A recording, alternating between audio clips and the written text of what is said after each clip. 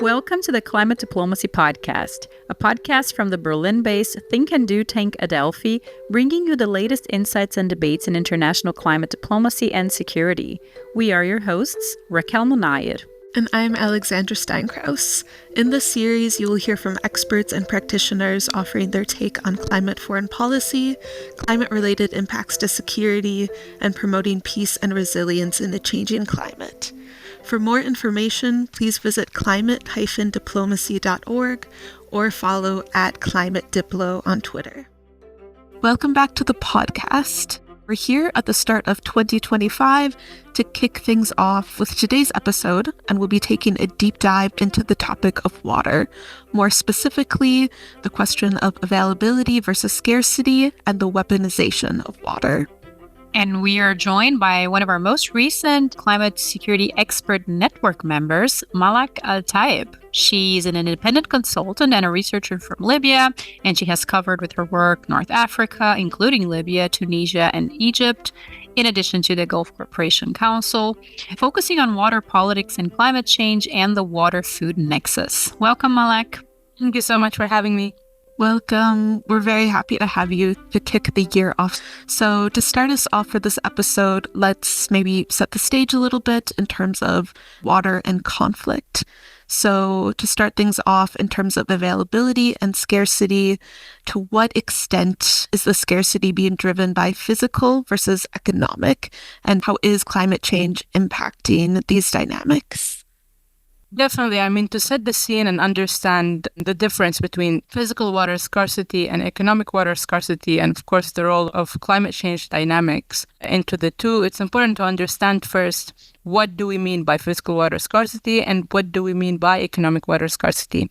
So for physical water scarcity, it occurs when water resources are insufficient to meet the rising demands of a specific population. So for instance, we see this aspect in arid and semi-arid regions like the Middle East and North Africa, where naturally limited rainfall and over-extraction of non-renewable aquifers exacerbate the water shortages within the region. So for instance, countries like Libya, also Jordan and Yemen, these three, they suffer from extreme physical scarcities with overdrawn groundwater resources and also the rapidly depleting aquifers. But for the economic water scarcity, it's driven by the governance aspect and also the financial resources. So the role of authorities to provide infrastructure, adequate governance, and also the financial resources to provide water access, even in areas where we have a sufficient physical water resources. So we see that aspect in sub-Saharan Africa, where financial and institutional limitations prevent equitable access to water. But here, when we define the two, where or how climate change dynamics play within this aspect. So climate change worsens both the physical and economic water scarcities. So in terms of rising temperatures, changing precipitation rates, also we have the increased frequency of extreme weather events that we're seeing now more in the North African region and also in the Middle East. So in the MENA region, we have a prolonged droughts. We see that in the case of Tunisia, for instance, desertification in the case of Libya, and as such.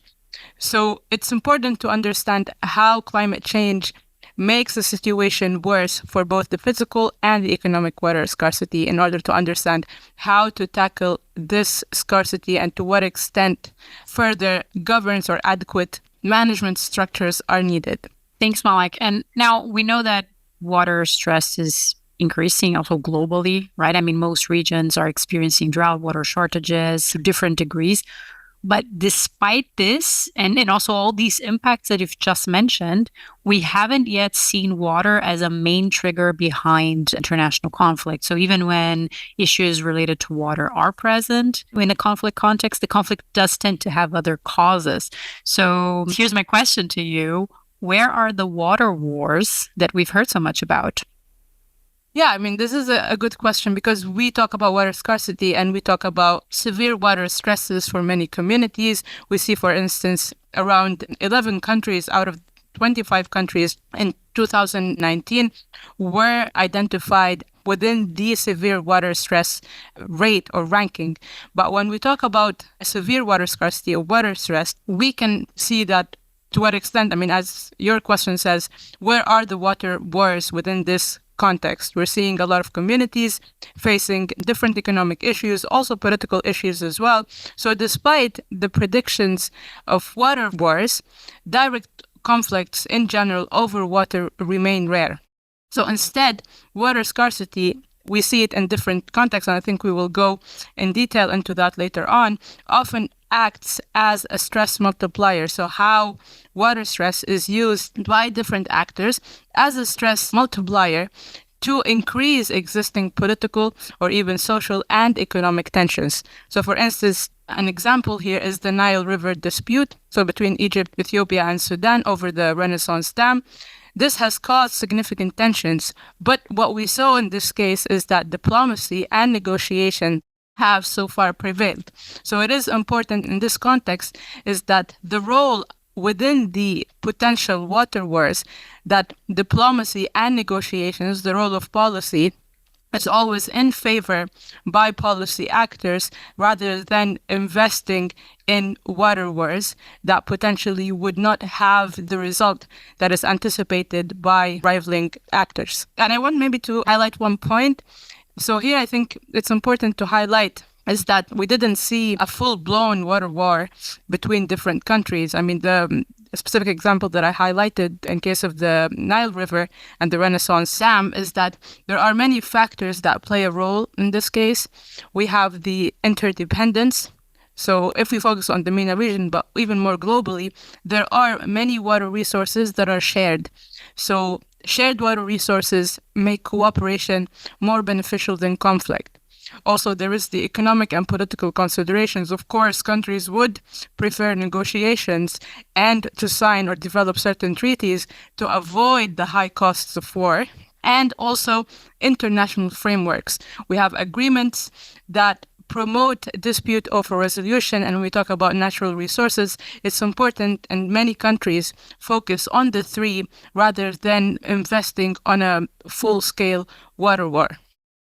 You bring up a good point, this other side of the coin, that it also often makes the headlines, these warnings of potential full-fledged water wars, but water also serves as a huge opportunity for increased international cooperation, both in these water sharing agreements at the community level, and also we've seen that with a greater focus within the UN as well on water as a source for cooperation.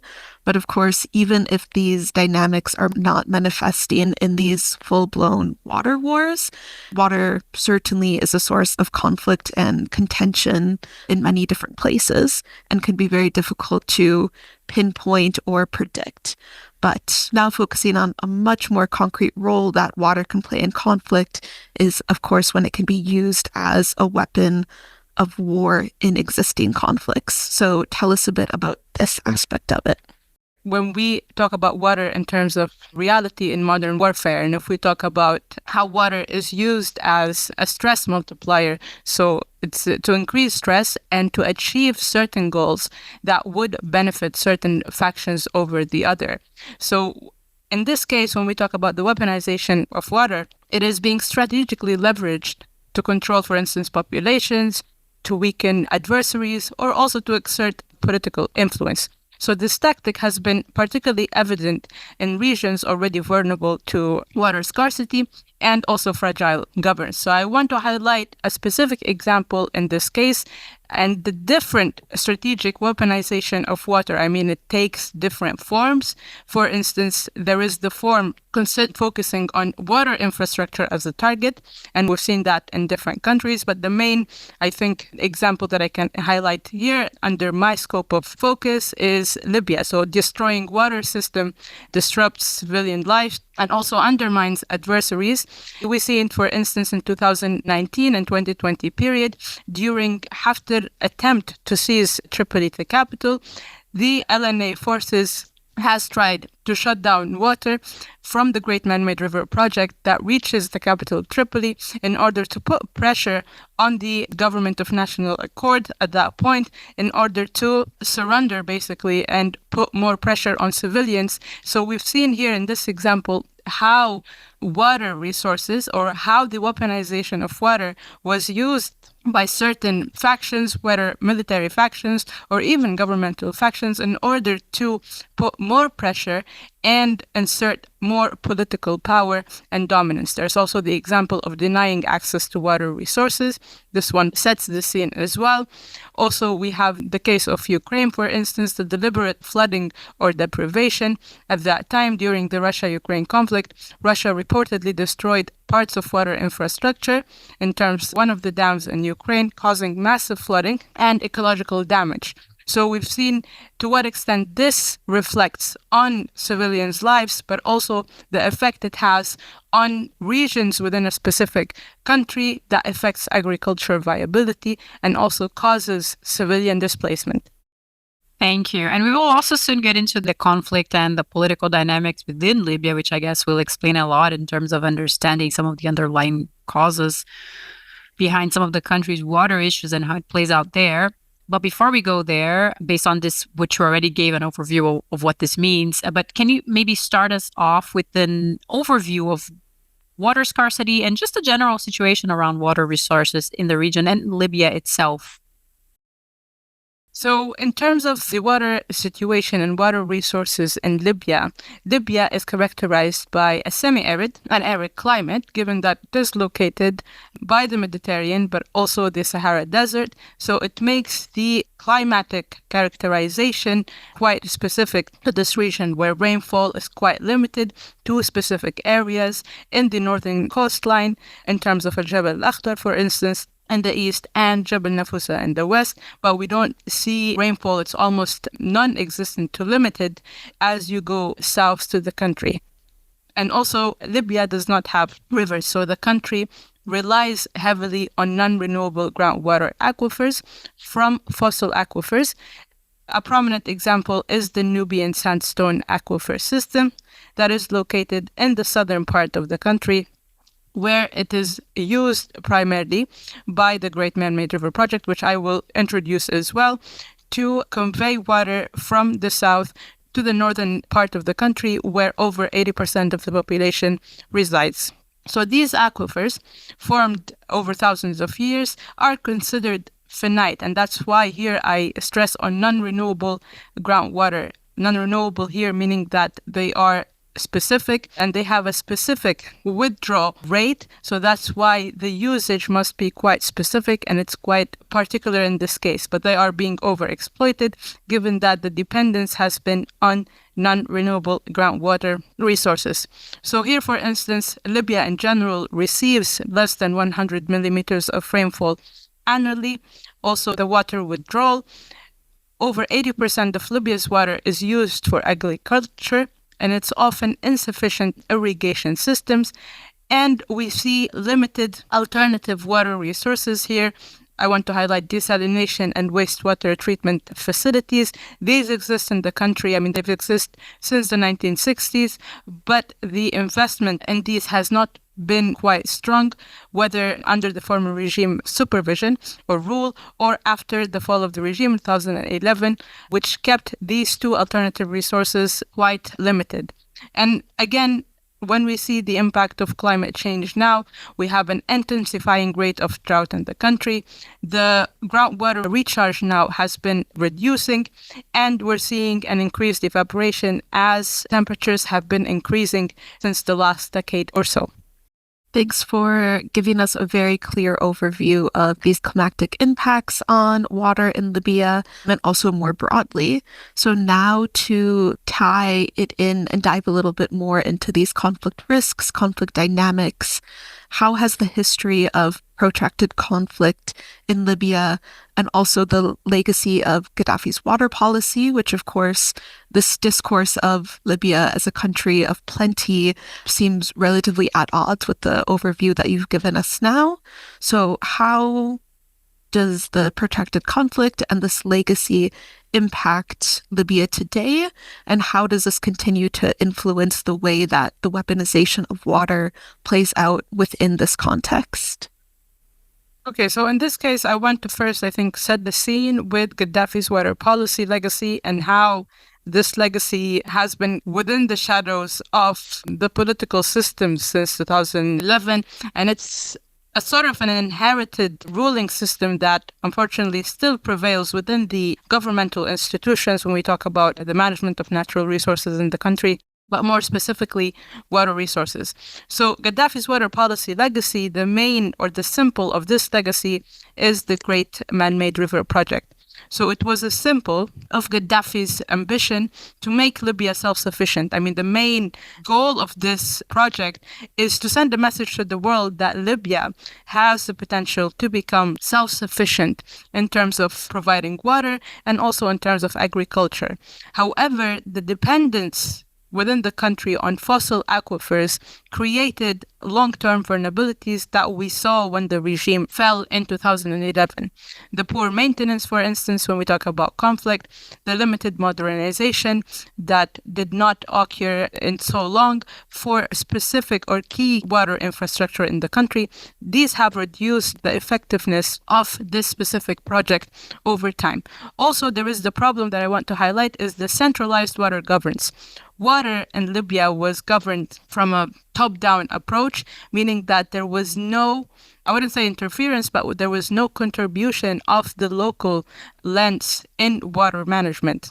Private companies did not have a role to play or even to have a powerful stand when we talk about water management. So it left little room for also regional autonomy or adaptation.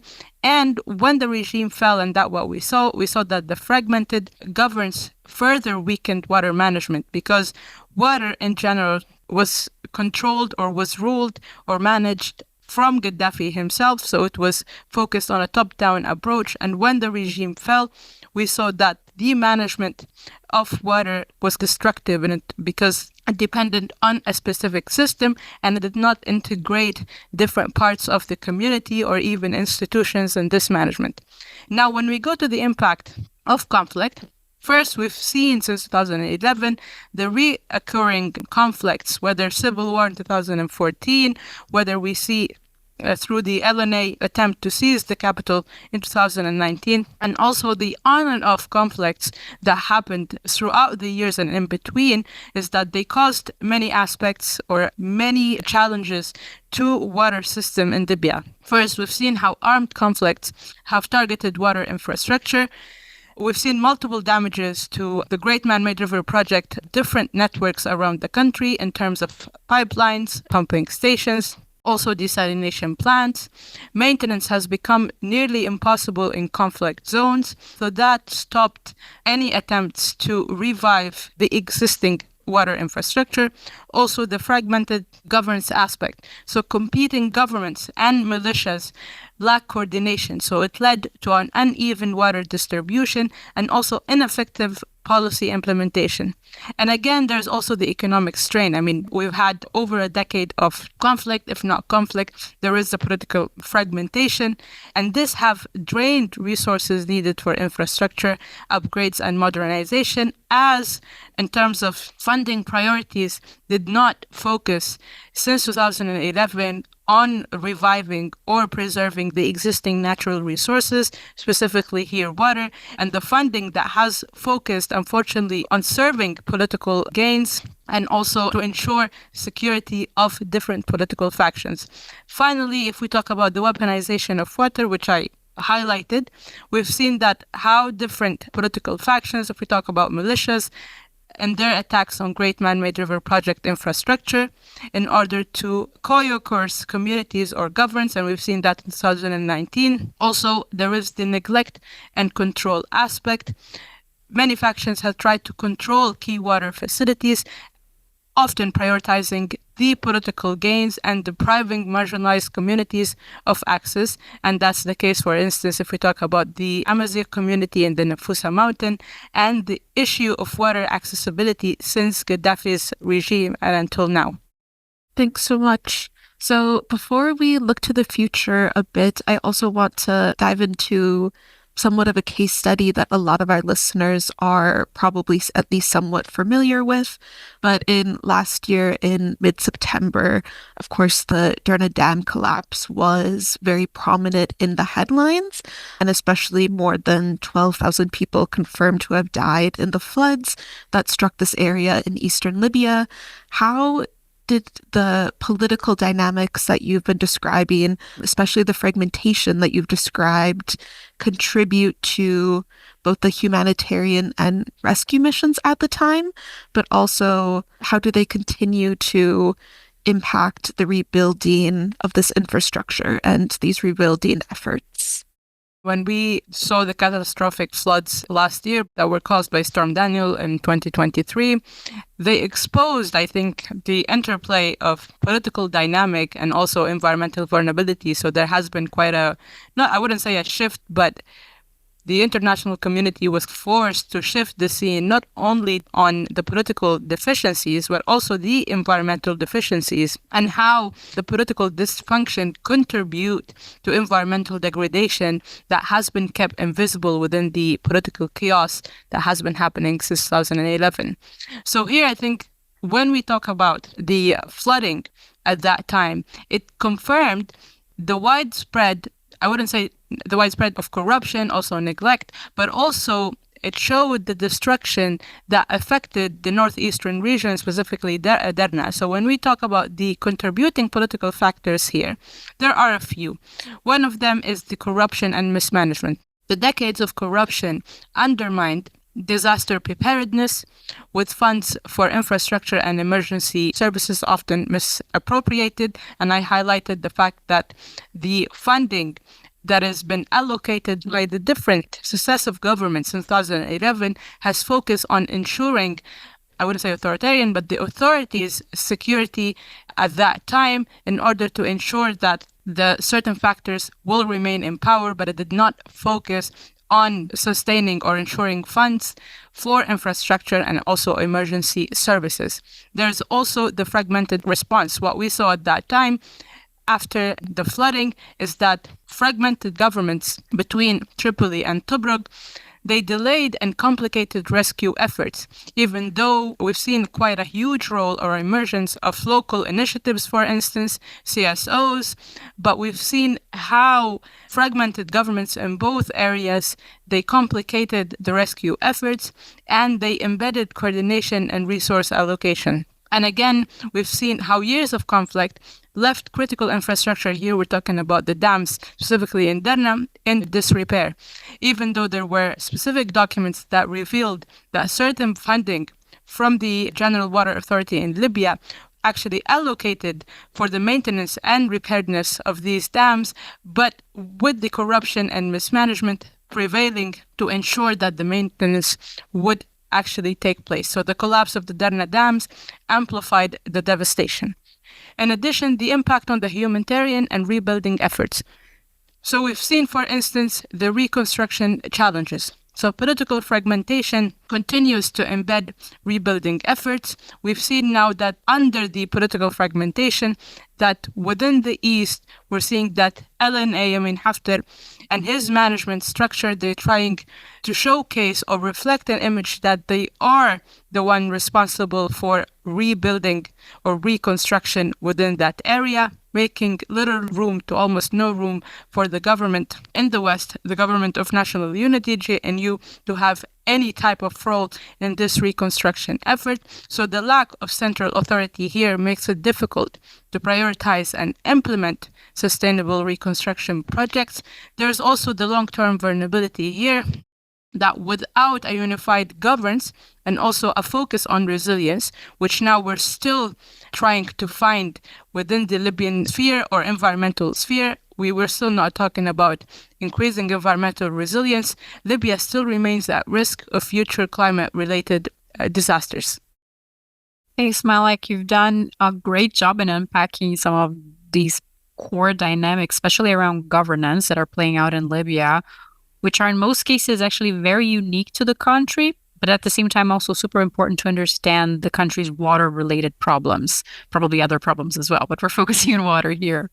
Now, thinking of the bigger picture now, zooming out a little bit, what are some key priorities for water reform in Libya, you would say? Do you think that there's potential for water to become a leverage to strengthen any cooperation? And I mean, you've hinted at this already, but also thinking within Libya, for example, between different political factions or government levels, but also regionally. I think you've hinted at a lot of these points that I'm asking, but perhaps you can elaborate this further. Definitely. I mean, water has historically been a shared need. And Libya's dependence on large-scale infrastructure here, we discussed the Great Man-Made River project, it represents an opportunity for collaboration. I mean, if we talk about regional partnerships, Libya could collaborate with neighboring countries. If we talk about Tunisia, for instance, Egypt on transboundary aquifer management, which is the case now. I mean, Libya shares two transboundary aquifer systems with Egypt and also with Algeria and Tunisia. So focusing on how to strengthen this regional cooperation in order for Libya to come out of its, I would say, stagnant position within the environmental landscape that is quite hindered by its political reality. So this could push Libya to exchange water management expertise and also to remain updated on the developments within this specific sphere. Also, if we talk about the international mediation aspect, so we talk about water diplomacy here, facilitated by international organization, it could promote dialogue. I mean, we need to open a space not only for political dialogue as politics itself, but also the water diplomacy aspect, how we can have a sustainable or effective water diplomacy conversation or discussion that could promote dialogue and trust building among Libyan factions. And also, of course, the national unity aspect, so the unified effort to rehabilitate water infrastructure, it could serve as a platform for reconciliation between Libya's rival governments, especially taking the lessons from Storm Daniel and what happened at that time within the region. But if we talk about the reforms, I think one of the key priorities here is Libya must invest in infrastructure repair and modernization. As much as I understand how important the Great Man-Made River project is within the African continent in general, but for Libya specifically, we're talking about climate change, and under this reality, the Great Man-Made River project does not achieve the sustainability that we talk about when we talk about the preservance of natural resources and how we can reduce dependence on groundwater aquifers. So it's important for Libya to shift away from the large-scale water engineering projects and expand and modernize on alternative resources such as desalination and also wastewater treatment facilities. Desalination specifically has a huge strength for Libya now, given that many countries in the region, including, for instance, Egypt, it has cooperation with countries in the Gulf region, specifically the UAE, on enhancing their desalination capabilities, so how Libya can learn from that experience and rise as a powerhouse for desalination in the North African coast. And also there's an importance to improve water governance. I mean, water specifically in terms of management in Libya is quite complicated. The former regime has developed different water-related authorities. We have the Desalination Authority, we have the General Water Authority in Libya, we have the Great Man-Made River Project Authority, and having different entities that have different roles to manage different water resources or solutions has complicated the situation after 2011. So it's important for Libya to have or establish a unified national water authority to oversee the resource management and infrastructure maintenance, bridging the divide between rival factions. And also, the most important aspect that I want to highlight here is the data sharing systems. One of the main issues in Libya that we have today is linked to lack of data availability on different levels, and specifically on the environmental scene when we talk about different issues, whether agriculture, whether climate resilience, whether we talk about climate adaptation, whether about renewables, for instance, and even water, the data aspect is always missing. So here, Libya must implement a transparent data sharing system to monitor water use, also aquifer levels, and the quality. And finally, I want to highlight one last thing, is that promoting sustainable water use. I mean, in Libya, we still use water quite openly. We don't have a structured system that controls and ensures that water is used sufficiently. So encouraging water-saving practices, especially in agriculture, given that Libya uses over 80% of its water for agriculture, but we see that agriculture is not a strong sector in the country and it uses insufficient irrigation systems. So ensuring that water-saving practices are used in agriculture and also transitioning to more sustainable practices such as drip irrigation in order to ensure that the water usage aspect is quite, I wouldn't say controlled, but it is sustainable by different sectors. Before we wrap it up, I really like one of the points you highlighted about the need for data sharing systems and specifically the sharing part of that. I think often within climate security, or in this case, more of a diplomatic angle, you hear the call for the need for more data, which is, of course, incredibly expensive. Data sharing systems also not cheap. But I also just wanted to highlight once again the importance of the sharing aspect of it to make sure things improve. And as now we really shift towards the end of the episode, you've been highlighting priorities for water reform in Libya, the need for a unified water authority, and for the need to improve water governance, invest in infrastructure repair and modernization. So we've focused on Libya and the region quite a lot so far. What should international donors keep in mind if they're working or potentially looking to work on water scarcity projects in Libya? And here, in addition to international donors, what role could the private sector potentially play? Definitely. I mean, these two, I would say, stakeholders have a strong role to play, especially within the scene now in Libya, and that, for instance, within the fragmented governance structure in the country, each entity, they're trying to prove that they have what it takes to manage different resources differently or even innovatively. But it's important to ensure that international donors and also private sector have a role, because it is a collective effort. It's not only the role of government, but also how government can initiate international cooperation and how it can enhance or strengthen the private sector role on the local level. So if we talk about the international donors, they need to keep in mind different points. The first thing that they need to keep in mind, and I think it's quite important, is the community engagement.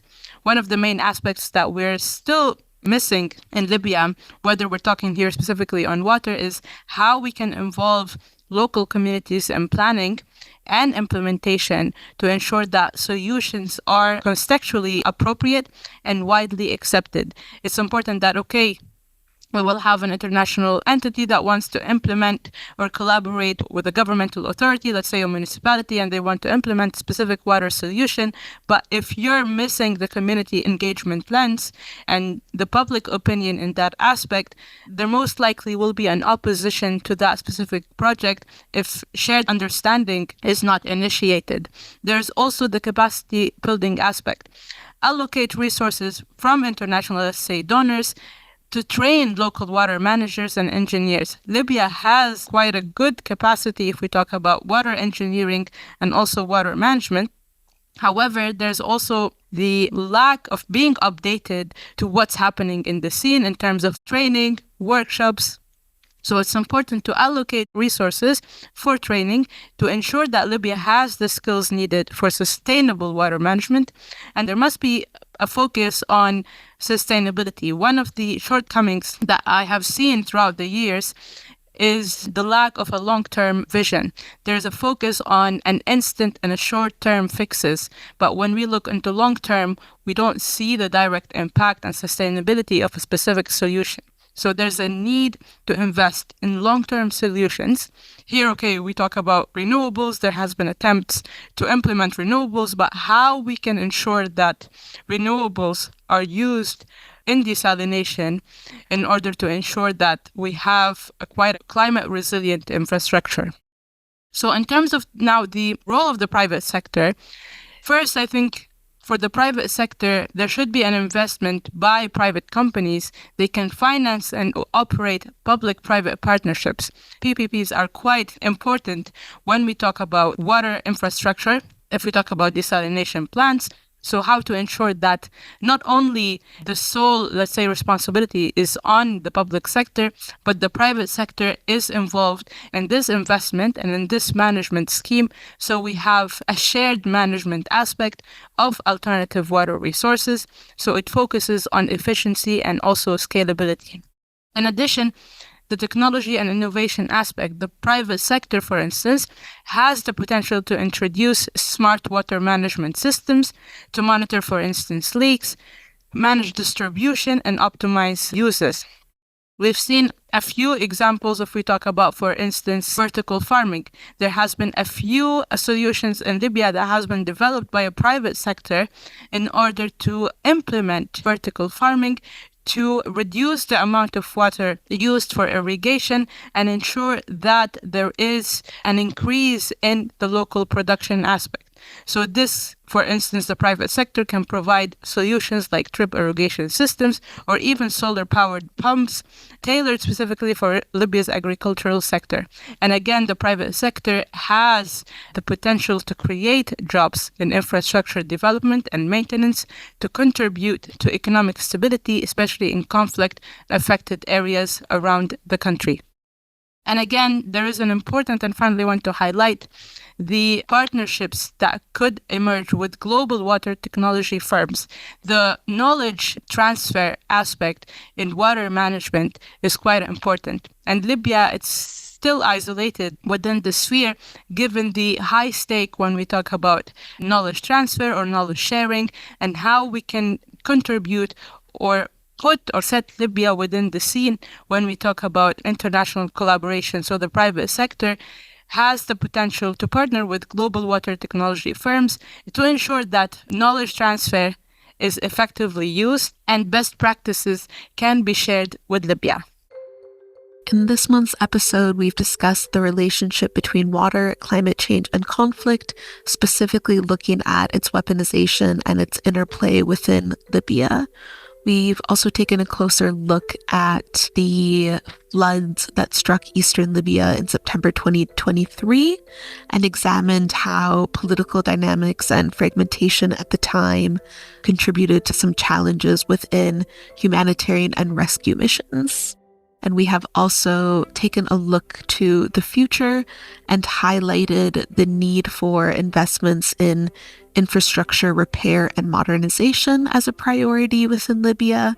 And also an important highlighted topic was community engagement and how, when it comes to planning and implementation, this needs to be kept in mind in addition to the need for a long-term vision moving forward. This was the Climate Diplomacy Podcast. We will be back with another episode in a few weeks. You can follow our latest updates on Blue Sky and LinkedIn at Climate Diplomacy and Security. You'll find us. Thank you for tuning in, and until next time, goodbye. Goodbye. Bye.